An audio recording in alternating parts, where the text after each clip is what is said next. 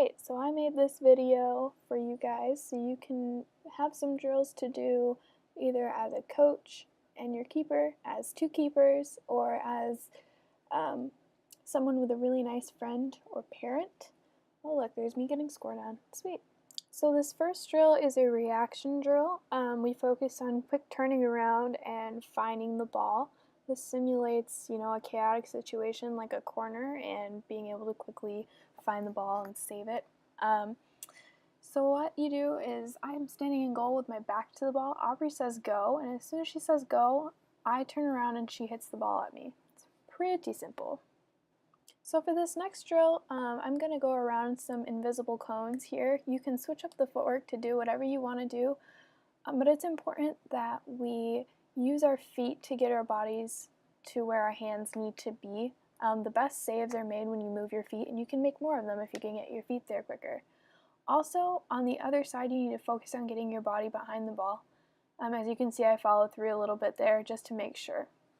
This next drill is one that you can do if you have two keepers, maybe an athletic assistant coach or brother. But you throw the ball straight across from you while not standing straight across from your partner. So Aubrey and I are not standing straight across from each other, but we're throwing the ball.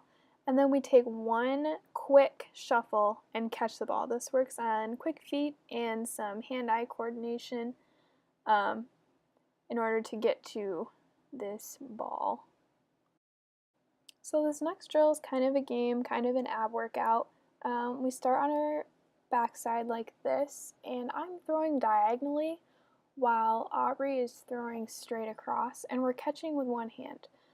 Core as a keeper is extremely important. It helps you jump, it helps you dive, all the things that keepers need to do.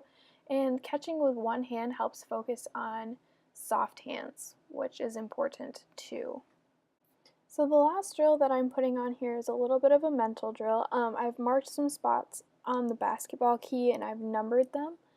You could do colors or anything like that, anything that makes the keeper's mind work. Aubrey calls out two numbers, so like that one she called out 2 and 1, and I went and touched those spots. The most important thing to focus on here is always being upright and facing the ball, so your head and your chest should always be facing the ball, and then getting set as soon as the ball is thrown. Alright, so last but not least, we're going to talk about diving technique, which is very, very important in being a successful goalkeeper. So if you look at the picture right here, my bottom leg is fully extended because that's where I get most of my momentum while diving from. The top leg is bent, and I'm using my knee to protect myself from, an opposing forward or, maybe your own defender.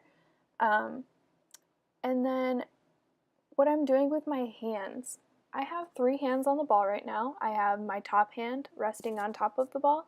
I have my bottom hand behind the ball making a wall, and then I'm using the ground or the floor as a third hand. I think somewhere in the Bible it says like 3 hands are better than 1, so I'm just going to use that advice and run with it. As for my elbows, I'm not doing a great job here, but ideally we'd like to have our elbows bent just a little bit to absorb impact. Sometimes when we come out, especially on breakaways, a forward is going to try to get that last touch in, and if your elbows are bent, you're going to be strong enough to have them kick the ball.